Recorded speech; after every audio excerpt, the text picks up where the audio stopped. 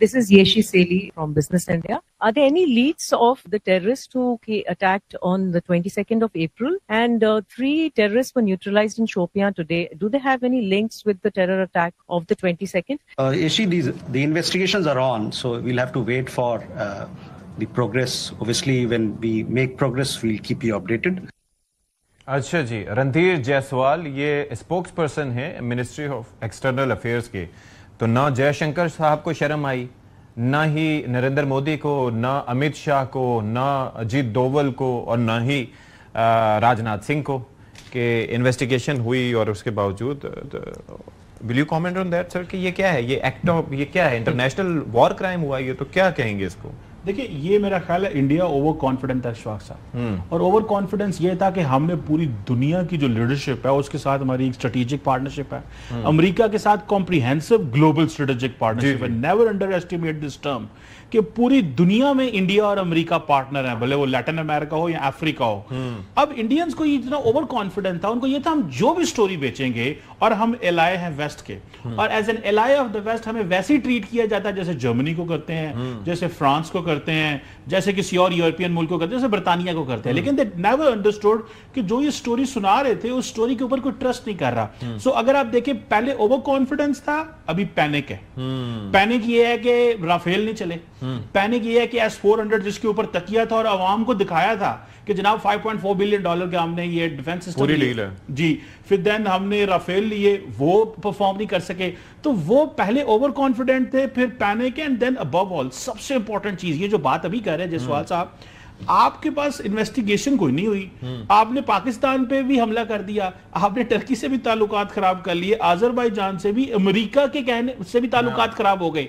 मतलब इतना बड़ा डिप्लोमेटिक ब्लंडर है कि आप 22 जो अप्रैल से पहले चले जाएं तो India was so good in the world, but in 20 दिनों 22 दिनों के अंदर इंडिया का ओवरऑल ग्लोबल लैंडस्केप इतना चेंज हो गया है कि अंदर इंडिया की बात की जा रही है कि हम तो खोखले हैं, सारी दुनिया हमारी दुश्मन है, और हमने अपनी विद इन रीजन इंडिया कटा हुआ है। सो मेरा ख्याल है कि ये जो इंडिया कर रहा है, ये बेसिकली एक तो पैनिक बहुत बहुत ज्यादा, और आज भी वो कह रहे हैं उनको कोई शर्मिंदगी नहीं है।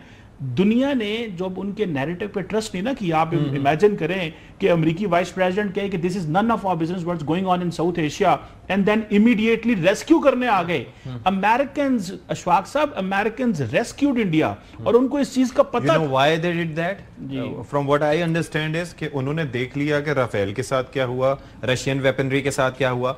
उन्हें डर था कि अगर नेवी आगे बढ़ी तो वो P-8 पोसाइडन जो उनके मैरीटाइम पेट्रोल के, कहीं वो तबाह ना हो जाए और आगे वो F-35 की डील मुतासिर ना हो। तो उनको ये था कि ये जो सिनर्जी है पाकिस्तान और चाइना की, वन दे रियलाइज कि ये समवेयर कहीं पे है जिसको शायद इंडिया रीड नहीं कर पा रहा। Narendra Modi basically script change करके आए। स्क्रिप्ट ये था कि पहले मोदी साहब कहते थे जी कि इलेक्शन से पहले इस तरह की कार्रवाई करवाते थे, इस दफा उन्होंने इलेक्शन से बाद ये करके बताया कि नहीं, ये नेचुरली होती है। लेकिन वो पकड़े गए, और जो बने भलाए जो इनकी 11 साल के जितने डिप्लोमेटिक डिविडेंड्स थे वो सारे के सारे उड़ गए हैं। अब आप देखिए, कोई एक मुल्क भी देखिए, रशिया जिसके लिए इंडिया ने सारी अमेरिका से लड़ाई की कि हम तेल ले रहे हैं, वो भी नहीं बोला। इस वक्त इंडिया के अंदर डिबेट हो रही है कि लेवरोव रशियन फॉरेन मिनिस्टर क्यों नहीं बोल रहे इंडिया के हक में, कोई एक मुल्क भी नहीं बोल रहा।